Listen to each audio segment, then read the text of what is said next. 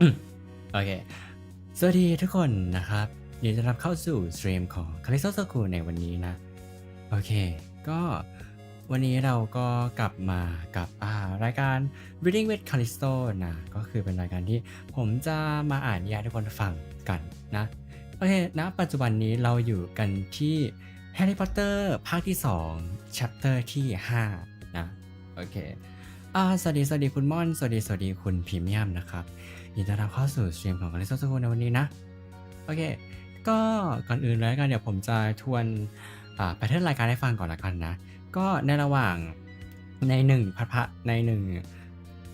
ร์ทเนี่ยของสตรีมรอบหนึ่งของรายการนี้เนาะผมก็จะอ่าน1 chapter ไปด้วยคำที่เดี๋ยวผมดูเลยว่า ไม่ใช่สิก็คือนิยายที่ผมแฮร์รี่พอตเตอร์ของผมเนี่ยเป็นภาษาอังกฤษฉะนั้นก็เดี๋ยวพอผมอ่านจบ chapter 1ผมก็จะแปลความหมายแล้วก็สรุปเนื้อเรื่องใน chapter นั้นๆให้ทุกคนฟังหลังจากที่ผมอ่านจบนะแล้วก็เพื่อไม่ให้ขัดต่ออรรถรสในการรับฟังนะระหว่างที่ถ้าสมมติระหว่างที่ผมอ่านอยู่เนี่ยถ้ามีใครเม้นอะไรมาแล้วคือผมก็จะไม่ได้อ่านเพราะว่าเดี๋ยวมันจะขัดฟิลไงก็ถ้าใครคอมเมนต์อะไรมาในระหว่างที่ผมกำลังอ่านอยู่ก็ให้รู้ไว้ว่าผมไม่ได้เมินเบนนะผมกำลังอ่านนิยายผมอยู่นะเดี๋ยวพอผมอ่านนิยายเสร็จผมก็จะรีบอ่านเม้นทวนนะแต่ก่อนที่เราจะไปเริ่มอ่านเนี่ยผมขอเมาส์หน่อยได้ปะ เมื่อคืนตอนเที่ยงคืนกว่าๆเว้ยผมแอบไปลองระบบดูผมลองแอบไปไลฟ์ในบ้านดำดูนะบ้านดำคือตอนั่นแหละนะผมแบบว่าคือด้วยความที่ผมแบบห่างหายจากตอแบบค่อนข้างนานไงผมเลยทดสอบระบบดูปรากฏว่าเฮ้ยเหมือนอัลกอริทึมตอมันจะแบบว่าแบบยอมรับผมแล้วหรือเปล่าอะไรเงี้ยหรือว่าเพราะผมหน้าตาดีหรือเปล่าไม่รู้เกี่ยวไหมนะแต่คือพอผมกลับไปไลฟ์ในตอใช่ไหมกับก็กลายเป็นว่าก็มีคนดูนะอะไรอย่างเงี้ยก็ถือว่าเป็นเรื่องดีนะแต่ผมแพลนไว้อยู่แล้วแหละว่าหลังรีเดบิวต์ผมอาจจะสลับไปบ้านดำบ้างนะอันนั้นก็เป็นแนวทางในอนาคตไปนะแต่ว่าเมื่อคืนคุณม่อนก็อยู่นี่นะโอเค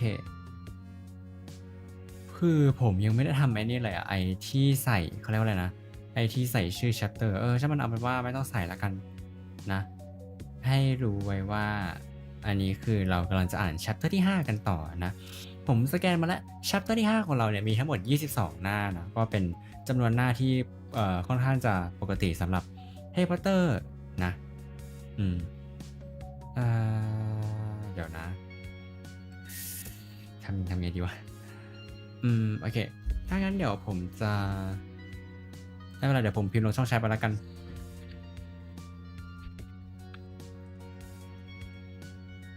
โอเคพิมพ์ไว้มาร์คจุดไว้ให้รู้ว่าอันนี้คือ chapter 5นะโอเค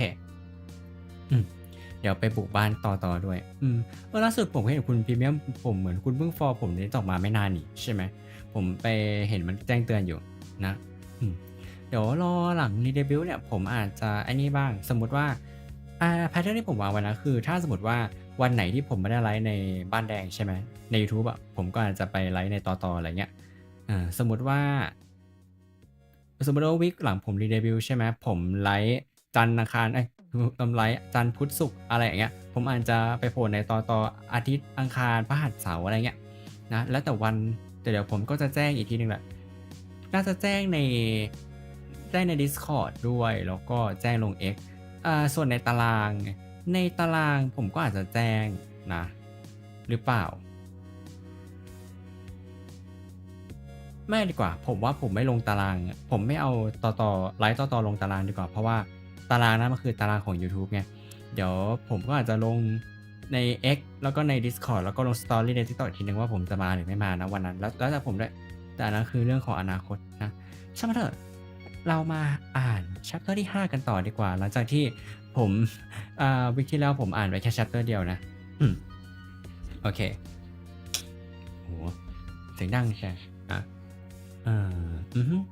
chapter ที่5ของเรานะมีชื่อว่า The Whomping Willow นะมาเริ่มกันเลยดีกว่านะ The end of the summer holidays came too quickly for Harry's liking.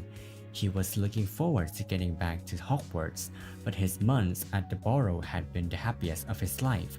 It was difficult not to feel jealous of Ron when he thought of the Dursleys and the sort of welcome he could expect next time he turned up in Privet Drive. On their last evening, Mrs. Weasley conjured up a sumptuous dinner which included all of Harry's favorite things, ending with a mouth-watering treacle pudding. Fred and George rounded off the evening with a display of filibusters firework. They filled the kitchen with red and blue stars that bounced from the ceiling to wall for at least half an hour. Then it was time for a last mug of hot chocolate and bed. It took a long while to get started. Next morning, they were up at cockcrow, but somehow they still seemed to have a great deal to do. Mrs. Weasley dashed about in a bad mood, looking for spare socks and quills. People kept colliding on the stairs, half dressed with bits of toast in their hands, and Mr. Weasley nearly broke his neck, tripping over a stray chicken as he crossed the yard, carrying Ginny's truck to the car. Harry couldn't see how 8 people, 6 large trunks, 2 owls and a rat were going to fit into one small Ford Anglia. He had reckoned, of course, without the special features which Mr. Weasley had added. Not a word to Molly, he whispered to Harry as he opened the boot and showed him how it had been magically expanded so that the trunks fitted easily. When at last they were all in the car, Mrs. Weasley glanced into the back seat, where Harry, Ron, Fred, George, and Percy were all sitting comfortably side by side, and said, "Muggles do know more than we give them credit for, don't they?"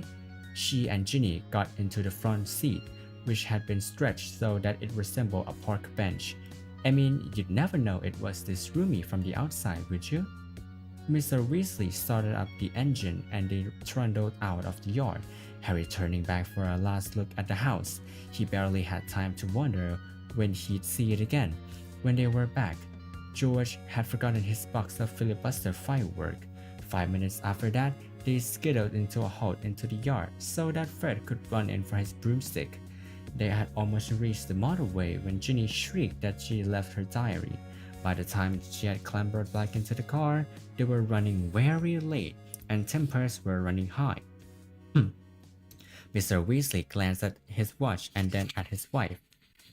"Molly, dear, no, Arthur. No one would see. This little button here is an invisibility booster I installed that gets us up in the air, then we fly above the clouds. We'd be there in 10 minutes and no one would be any the wiser." I said no, Arthur, not in broad daylight. They reached King's Cross at 11:15. Mr. Weasley dashed across the road to get trolleys for their trunks, and they all hurried into the station. Harry had caught the Hogwarts Express the previous year. The tricky bit was getting onto platform 9 3/4, which was invisible to the Muggle eye. What you had to do was walk through the solid barrier dividing platforms 9 and 10. It didn't hurt, but it had to be done carefully so that none of the Muggles noticed you vanishing. "Percy first," said Mrs. Weasley, looking nervously at the clock overhead, which showed they only had 5 minutes to disappear casually through the barrier. Percy strode briskly forward and vanished. Mr. Weasley went next. Fred and George followed. "I'll take Ginny and you two come right after us," Mrs. Weasley told Harry and Ron, grabbing Ginny's hand and setting off. In the blink of an eye, they were gone. "Let's go together. We've only got a minute," Ron said to Harry. Harry made sure that Hedwig's cage was safely wedged on the top of his trunk and wheeled his trolley about to face the barrier. He felt perfectly confident. This wasn't nearly as uncomfortable as using flu powder. Both of them bent low over the handles of their trolleys and walked purposefully towards the barrier. Gathering speed, a few feet away from it, they broke into a run and crash. Both trolleys hit the barrier and bounced backwards. Ron's trunk fell off with a loud thump. Harry was knocked off his feet and Hedwig's cage bounced onto the shiny floor and she rolled away, shrieking indignantly. People all around them stared and a guard nearby yelled, "What in blazes do you think you're doing?" Lost control of the trolley, Harry gasped, clutching his ribs as he got up. Ron ran to pick up Hedwig. who was causing such a scene that there was a lot of muttering about cruelty to animals from the surrounding crowd. Why can't we get through? Harry hissed to Ron. I don't know. Ron looked wildly around. A dozen curious people were still watching them. We're going to miss the train, Ron whispered. I don't understand why the gateway sealed itself. Harry looked up at the giant clock with a sickening feeling in the pit of his stomach. 10 seconds, 9 seconds. He wheeled his trolley forward, cautiously until it was right against the barrier, and pushed it with all his might. The metal remained solid. 3 seconds, 2 seconds, 1 second. It's gone, said Ron, sounding stunned. The train's left, but the mums and dad can't get back through us. Have you got any muggle money? Harry gave a hollow laugh. The Dursleys haven't given me pocket money for about 6 years. Ron pressed his ears to the cold barrier. Can't hear a thing, he said tensely. What we're going to do? I don't know how long it'll take mom and dad to get back to us. Ooh, sorry. They looked around. People were still watching them, mainly because of Hedwig's continuing screeches. I think we better go and wait by the car, said Harry. We're attracting too much attention. Harry, said Ron, his eyes gleaming. The car. What about it? We can fly the car to Hogwarts. But I thought we're stuck, right? And we've got to get to school, haven't we? And even underage wizards are allowed to use magic if it's a real emergency. Section 19 or something in the restriction of thingy. Harry's feeling of panic suddenly turned into excitement. Can you fly it? No problem, said Ron, wheeling his trolley around to face the exit. Come on, let's go. If we hurry, we're able to follow the Hogwarts Express. And they marched off through the crowd of curious muggles out of the station and back to the side road where the old Fort Anglia was parked. Ron unlocked the cavernous boot with a series of taps from his wand. They heaved their trunks back in, put Hedwig on the back seat, and got into the front. Check no one's watching, said Ron, starting the ignition with another tap of his wand. Harry stuck his head out of the window. Traffic was rumbling along the main road ahead, but the street was empty. Okay, he said. Ron pressed a tiny silver button on the dashboard. The car around them vanished, and so did they. Harry could feel the seat vibrating beneath him, hear the engine, feel his hand on his knees and his glasses on his nose. But for all he could see, he had become a pair of eyeballs, floating a few feet above the ground in a dingy street full of parked cars. Let's go, said Ron's voice from his right. The ground and the dirty buildings on either side fell away, dropping out of sight as the car rose. In seconds, the whole of London lay smoky, glittering below them. Then there was a popping noise, and the car and Ron reappeared. Uh-oh, said Ron, chopping at the invisibility booster. It's faulty. Both of them pummeled it. The car vanished, then it flickered back again. Hold on, Ron yelled, and he slammed his foot on the accelerator. They shot straight into the low, woolly clouds, and everything turned dull and foggy. Now what? Said Harry, blinking at the solid mass of cloud, pressing in on them from all sides. We need to see the train to know what direction to go in, said Ron. Dip back down again, quickly. They dropped back beneath the clouds and twisted around in their seat, squinting at the ground. I can see it, Harry yelled right ahead. There! The Hogwarts Express was streaking along below them like a scarlet snake. Due north, said Ron, shaking the compass on the dashboard. Okay, we'll just have to check on it every half an hour or so. Hold on. And they shot up through the clouds. A minute later, they burst out into a blaze of sunlight. It was a different world. The wheels of the car skimmed, the sea a fluffy cloud, the sky a bright, endless blue under the blinding white sun. All we've got to worry about now are the aeroplanes, said Ron. They looked at each other and started to laugh. For a long time, they couldn't stop. It was as though they had been plunged into a fabulous dream.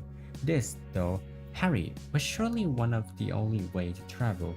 Past swirls and turrets of snowy clouds, in the car full of hot, bright sunlight with a fat pack of toffees in the glove compartment, and the prospect of seeing Fred and George Steele's face where they land smoothly and spectacularly on the sweeping lawn in front of Hogwarts Castle. They made regular checks on the train as they flew further and further north, each dip beneath the clouds showing them a different view.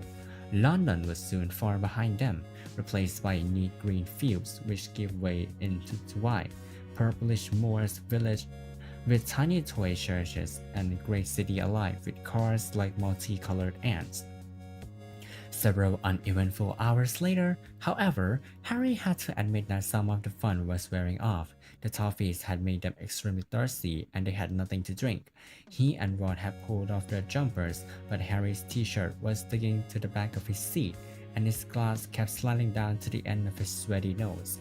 He had stopped noticing the fantastic cloud shapes now and was thinking longingly of the train miles below, where you could buy ice-cold pumpkin juice from a trolley pushed by a plump witch. Why hadn't they been able to get onto platform 9 3/4? Can't be much further, can it? Croaked Ron, hours later still, as the sun started to sink into their floor of clouds, staining into a deep pink. Ready for another check on the train? It was still right below them, winding its way past a snow-capped mountain. It was much darker beneath a canopy of clouds. Ron put his foot on the accelerator and drove them upwards again, but as he did so, the engine began to whine. Harry and Ron exchanged nervous glances. "It's probably just tired," said Ron. "It's never been this far before." And they both pretended not to notice that the whining growing louder and louder as the sky became steadily darker. Stars were blossoming in the blackness. Harry pulled his jumper back on, trying to ignore the way his windscreen's ripper were now waving feebly, as though in protest. "Not far," said Ron, more to the car than to Harry. "Not far now." And he patted the dashboard nervously. When they flew back beneath the clouds, a little while later, they had to squint through the darkness for a landmark they knew. "There!" Harry shouted, making Ron and Hedwig jump straight ahead. Silhouetted on the dark horizon, high on the cliff over the lake, stood the many turrets and towers of Hogwarts Castle, but the car had begun to shudder and was losing speed. "Come on," Ron said cajolingly, giving the steering wheel a little shake. "Nearly there, come on." The engine groaned. Narrow jets of steam were issuing from under the bonnet. Harry found himself gripping the edges of his seat very hard as they flew towards the lake. The car gave a nasty wobble, glancing out of his window. Harry saw the smooth black glossy surface of water, and a mile below, Ron's knuckles were white on the steering wheel. The car wobbled again. "Come on," Ron muttered. They were over the lake. The castle was right ahead. Ron put his foot down. There was a loud clunk, a splutter, and the engine died completely. "Uh-oh," said Ron into the silence. The nose of the car dropped. They were falling, gathering speed, heading straight for the solid castle wall. "No!" Ron yelled, swiggling the steering wheel around. They missed the dark stone wall by inches as the car turned in a great arc, soaring over the dark greenhouse, then a vegetable patch, and then out over the back lawns, losing height all the time. Ron let go of the steering wheel completely and pulled his wand out of his back pocket. "Stop! Stop!" he yelled, whacking the dashboard and the windscreen, but they were still plummeting, the ground flying upwards them.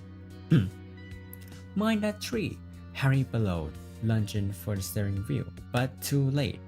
Crunch! With an ear-splitting bang of metal on wood, they hit the thick tree trunk and dropped to the ground with a heavy jolt. Steam was billowing from under a crumpled bonnet. Hedwig was shrieking in terror. A golf ball-sized lump was dropping on Harry's head, where he had hit the windscreen, and to his right, Ron let out a low, despairing groan. "Are you okay?" Harry said urgently. "My wand," said Ron in a shaky voice. "Look at my wand." It had snapped, almost in two. The tip was dangling limply, held on by a few splinters. Harry opened his mouth to say he was sure they'd be able to mend it up at school, but he never even got started. At that very moment, something hit his side of the car with the force of a charging bull, sending him lurching sideways into Ron, just as an equally heavy blow hit the roof. "What's happened?" Ron gasped, staring through the windscreen, and Harry looked around just in time to see a branch as thick as a python smash into it. The tree they had hit was attacking them. Its trunk was bent almost double, and its gnarled bulbs were plummeting every inch of the car it could reach. Ah, said Ron, as another twisted limb punched a large dent into its door. The windscreen was now trembling under a hail of blows from knuckle-like twigs, and a branch as thick as a battering ram was pounding furiously on the roof, which seemed to be caving in. Run for it, Ron shouted, throwing his full weight against his door, but the next second he had been knocked backwards into Harry's lap by a vicious uppercut from another branch. We're done for, he moaned as the ceiling sagged, but suddenly the floor of the car was vibrating. The engine has restarted. Reverse! Harry yelled, and the car shot backwards. The tree was still trying to hit them. They could hear its wood creaking as it almost ripped itself up, lashing out at them as they sped out of reach. That, panted Ron, was close. Well done, car. The car, however, had reached the end of its tether. With two smart clunks, the door flew open, and Harry felt his seat tip sideways. Next thing he knew, he was sprawled out onto the damp ground. Loud thuds told him that the car was ejecting their luggage from the boot. Hedwig's cage flew through the air and burst open. She rose out of it with a loud, angry screech and sped off towards the castle without a backwards look. Then, dented, scratched, and steaming, the car rumbled off into the darkness, its rear lights blazing angrily. Come back! Ron yelled after it, brandishing his broken wand. That will kill me! But the car disappeared from view with one last snort from its exhaust. Can you believe our luck? Said Ron miserably, bending down to pick up Scabbers the rat. Of all the trees we could have hit, we got to get one that hits back. He glanced over his shoulder, the ancient tree, which was still flailing its branches threateningly. Come on, said Harry wearily. We better get up to the school. It wasn't at all the triumphant arrival they had pictured.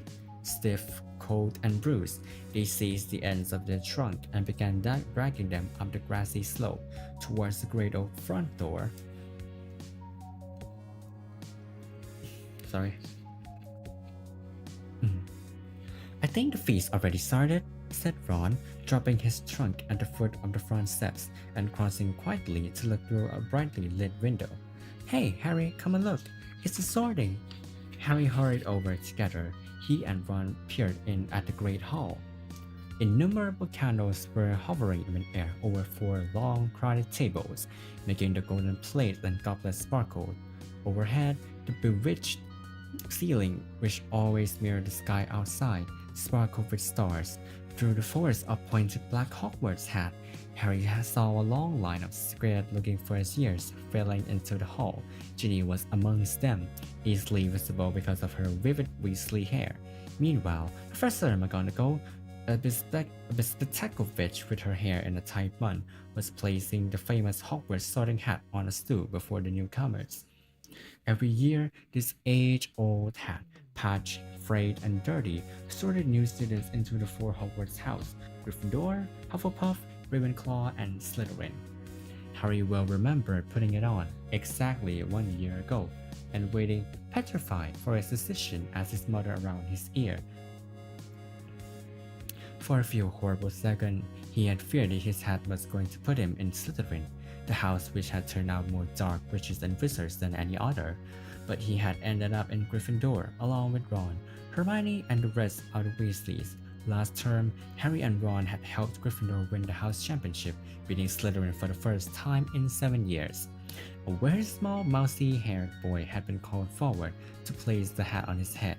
Harry's eye wandered past him to where Professor Dumbledore, the headmaster, sat watching. The sortings from the staff table, his long silver beard and half-moon glass shining brightly in the candlelight.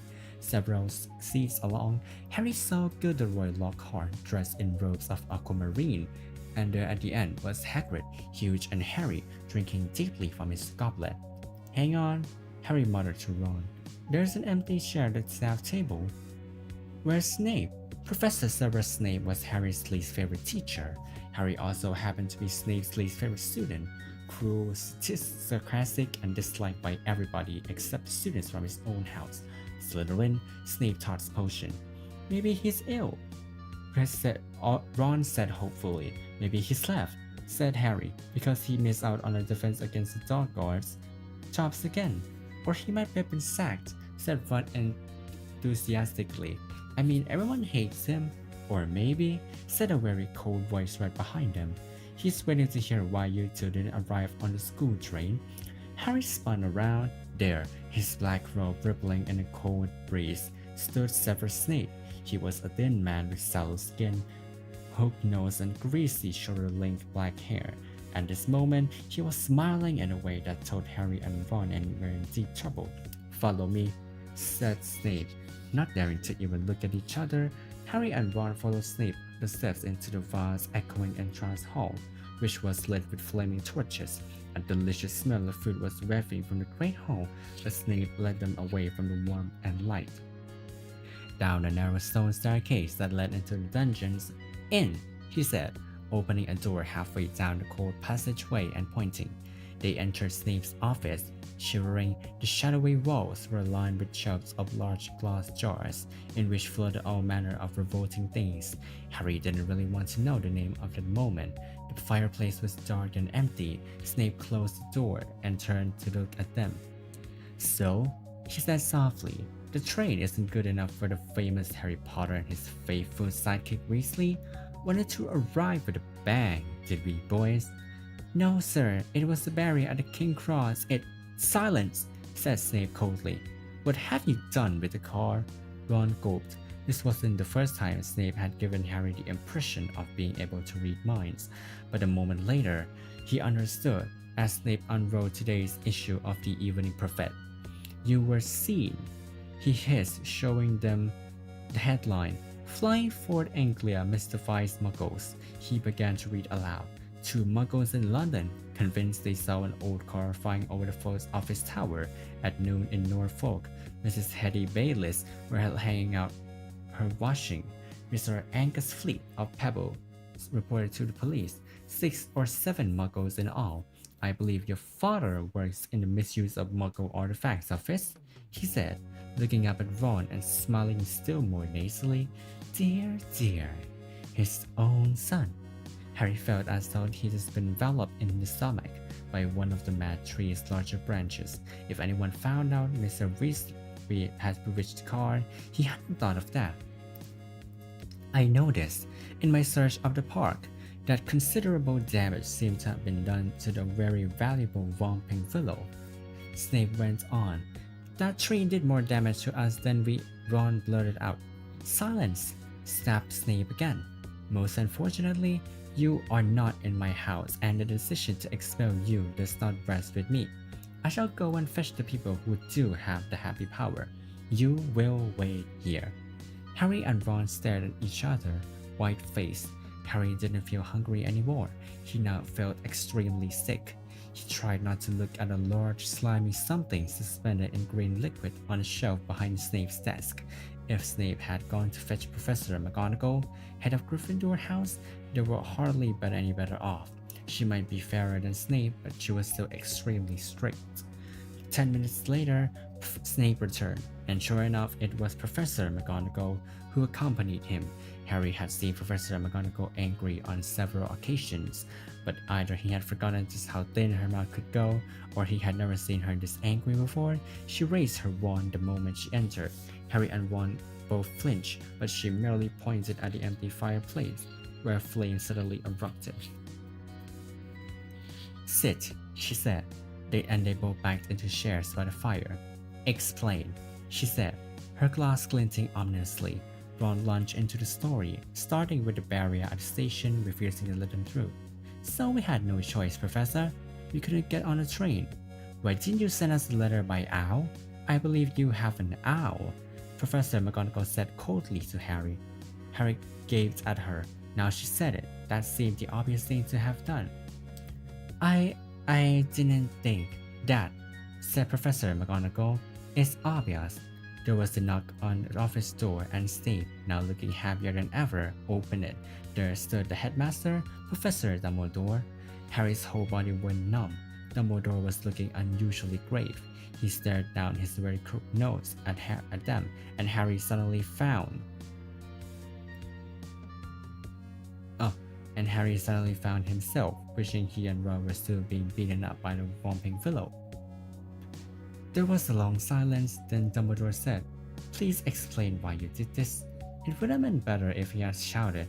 Harry hated the disappointment in his voice. For some reason, he was unable to look at Dumbledore in the eyes, and spoke instead of to his niece. He told Dumbledore everything except that Mr. Weasley owned the bewitched car, making it sound as though he and Ron had happened to find a flying car parked outside the station.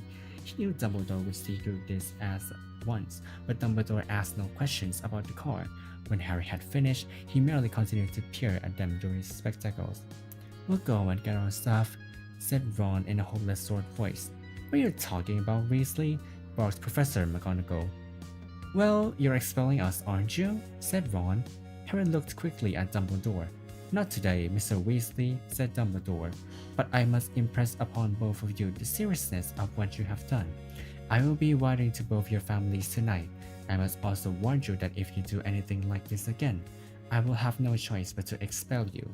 Snape looked as though Christmas had been cancelled.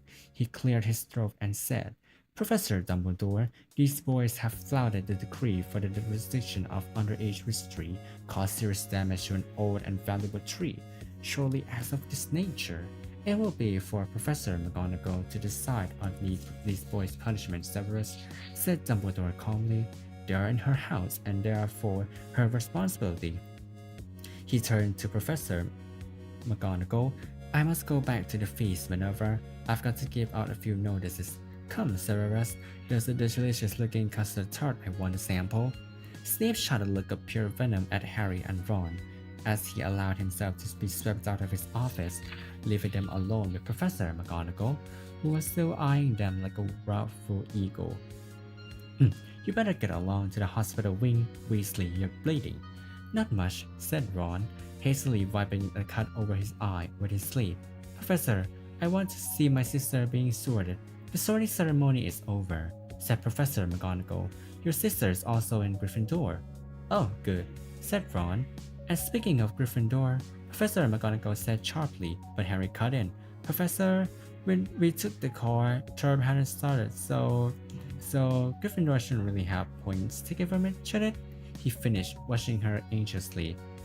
Professor McGonagall gave him a piercing look, but he was sure she had almost smiled. Her mouth looked less thin anyway. "I will not take any points from Gryffindor," she said, and Harry's heart lightened considerably. "But you will both get a detention." It was better than Harry had expected. As for Dumbledore's writing to the Dursley, that was nothing. Harry knew perfectly well they'd just be disappointed that the Whomping Willow hadn't squashed him flat. Professor McGonagall raised her wand again and pointed at Snape's desk. A large plate of sandwiches, 2 silver goblets, and a jug of iced pumpkin juice appeared with a pop. "You will eat in here and then go straight up to your dormitory," he said. "I must also return to the feast." When the door had closed from behind her, Ron let out a long, low whistle. "I thought we'd had it," he said, grabbing a sandwich. "So did I," said Harry, taking one too. "Can you believe our luck, though?" said Ron thickly. "I threw a mouthful of chicken and ham. Fred and George must have flown that car 5 or 6 times and no Muggle ever saw them." He swallowed and took another huge bite. "Why couldn't we get through the barrier?" Harry shrugged. "We'll have to watch ourselves from now on, though," he said, taking a grateful swig of pumpkin juice. "Wish we could have gone up to the feast. She didn't want us showing off," said Ron sagely. "Does a woman would think is clever, arriving by flying car."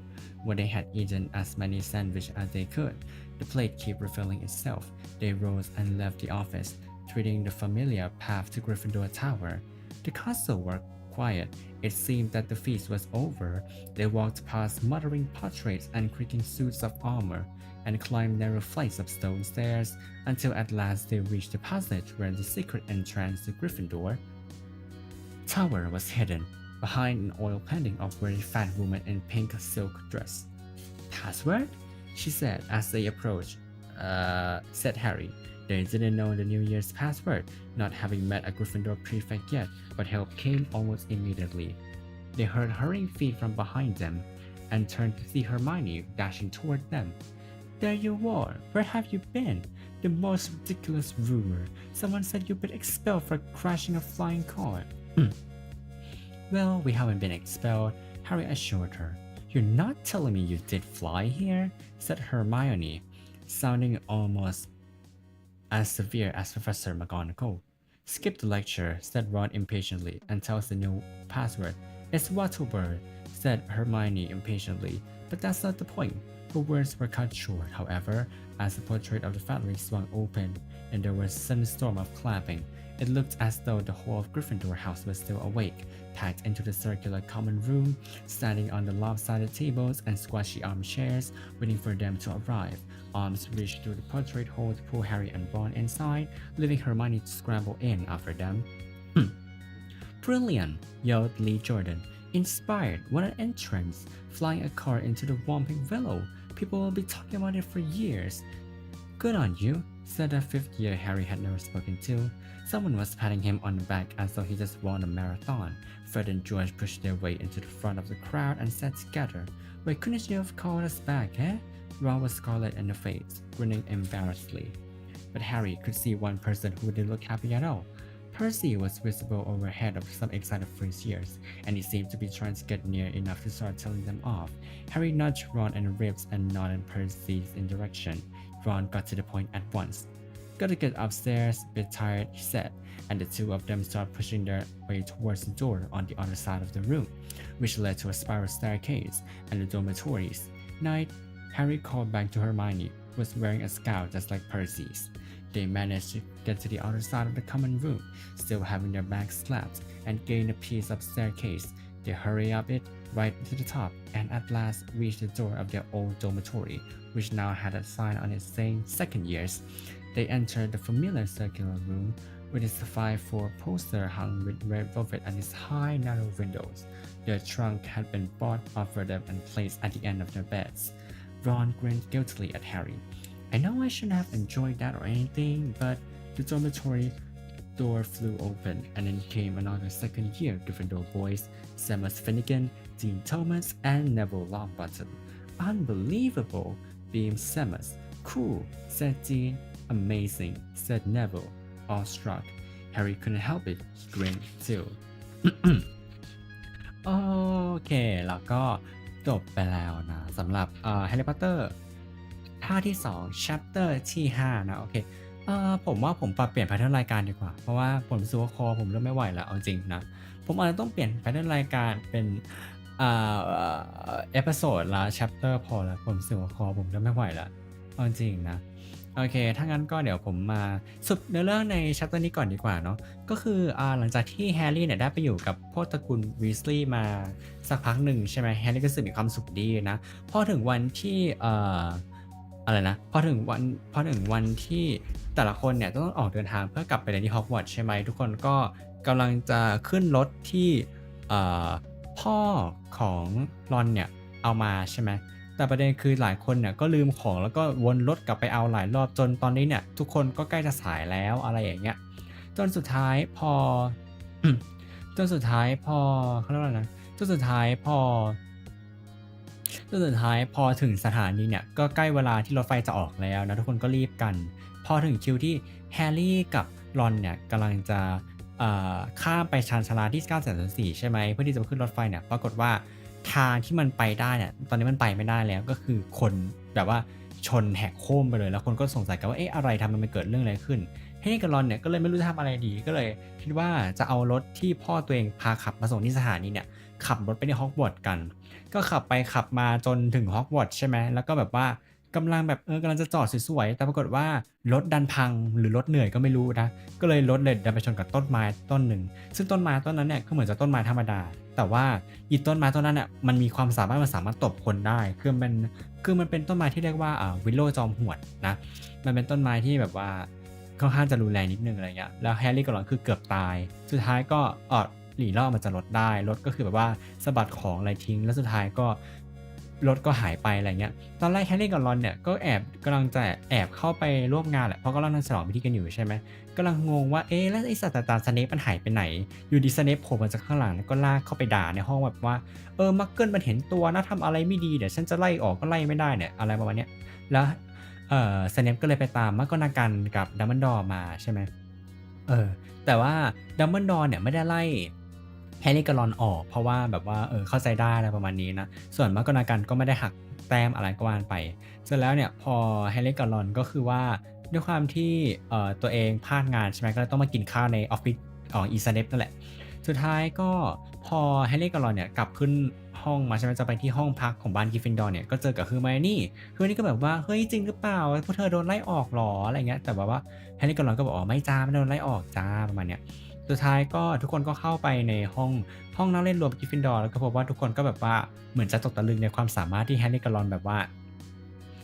ที่แฮร์รี่กับรอนแบบยังไงอะที่แฮร์รี่กับรอนแบบว่าโผล่มาโรงเรียนด้วยแบบว่าบินรถมาอะไรเงี้ยก็ไปชนต้นไม้อะไรเงี้ยทุกคนก็แบบว่าเหมือนเฮฮาปาร์ตี้สุดท้ายทุกคนก็แยกย้ายกันไปนอนแล้วก็จบแชปเตอร์นี้ของเรานะรีวิวจะหายไหมเนาะคอไม่รู้นี่คือผมเป็นมาจะเดือนนึงแล้วอะตั้งแต่ผม cover เพลงโบกี้อะคอผมก็ไม่ค่อยดีอะมันก็ไม่หายสักทีอะผมควรไปโรงพยาบาลไหมเนี่ยผมควรไปหาหมอไหมคือผมกินน้ำมะนาวมาเป็นเดือนอะผมกินน้ำอุ่นมาเป็นเดือนอะก็ยังไม่หายสักทีอะผมไม่เข้าใจว่าผมเป็นอะไรอะ ผมควรไปหาหมอไหมเนี่ยอย่างเงี้ยเพราะแบบคือมันรู้สึกเหมือนตะกิดตรงคอตลอดเวลาเออเสียใจอะเอาจริงๆคือเป็นนานขนาดนี้ผมคือมันเอาจริงอันเนี้ยมันน่าจะไม่ใช่เสมหะด้วยซ้ำอะเพราะว่าผมพยายามไอเสมหะมันก็ไม่ออกไงมันให้ความรู้สึกเหมือนเวลาเราเป็นหวัดแล้วแบบว่าเวลาเราแบบว่าเขาเรียกอะไรเราฟึดน้ำมูกกลับเข้าไปหรือแบบเรากลืนน้ำมูกลงไปแล้วมันไปกองอย่างนั้นอะเหมือนมันเป็นน้ำลายน้ำมูกที่แบบว่าไปกองอยู่ตรงคอจนเราแบบ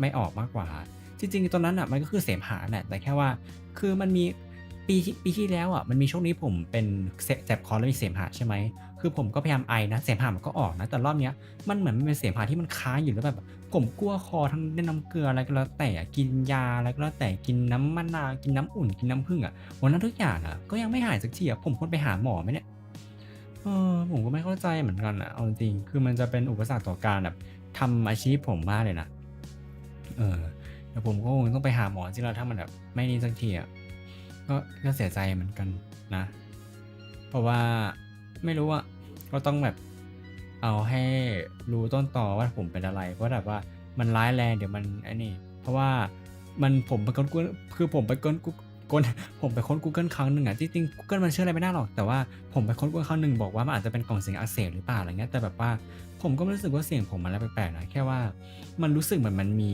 เสมหะที่มันเป็นน้ำลายที่มันไม่ใช่เสมหะแบบเสมหะปกติอะที่มันเป็นแบบน้ำลายข้นๆมันเกาะอยู่ตรงคอผมตลอดอะทางผมกลัวคอกินน้ำอุ่นทำอะไรก็ตามมันก็แบบไม่หายสักทีอะผมก็ไม่เข้าใจอะอืมนะช่วงนี้ผมก็กลัวคอน้ำเกลืออะไรก็แล้วแต่อะคนจะรีเดบิวต์อะรู้งี้นี่เดือนที่แล้วผมไม่น่า cover เพลงโบกี้เลย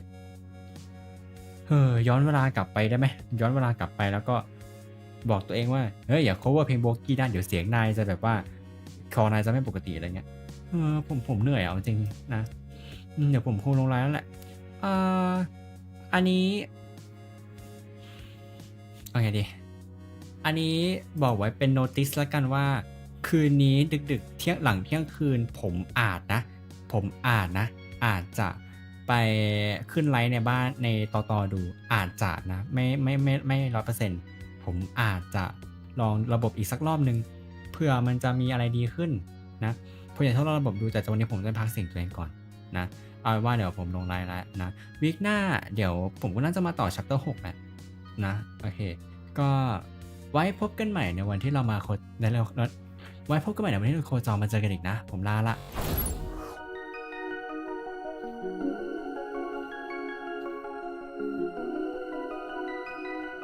ได้เลยผมจะรอคุณพรีเมียมนะเที่ยงคืนประมาณเที่ยงคืนกว่าๆแหละมั้งเอาเพราะว่าเมื่อคืนผมก็เอาเวลาแล้วแหละนะ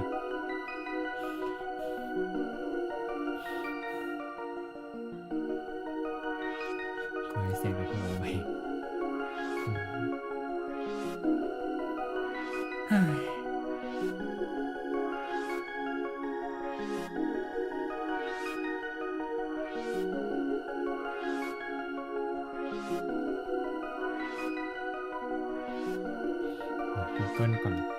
ทำไมเสมหะยังไม่หายสักที การมีเสมหะเรื้อรังไม่หายอาจเกิดจากภูมิแพ้ไซนัสอักเสบกรดไหลย้อนหลอดลมอักเสบเรื้อรังหรืออาการระคายเคืองจากสูบบุหรี่มลพิษโอ้ยอันนั้นไม่เกี่ยวเลยหากอาการไม่ดีขึ้นใน2-3 สัปดาห์หรือมีไข้น้ำลดไอมีเลือดปนควรพบแพทย์เบอร์สายที่แท้จริงเบื้องต้นให้ดื่มน้ำอุ่นมากๆแล้วก็ขอดำเกลือเนี่ยผมก็ทำตลอดนะแต่ช่วงนี้ผมอาจจะเป็นภูมิแพ้เปล่าไม่มั่นใจเพราะผมก็มีน้ำมูกอยู่นะก็อาจจะเป็นไปได้แหละ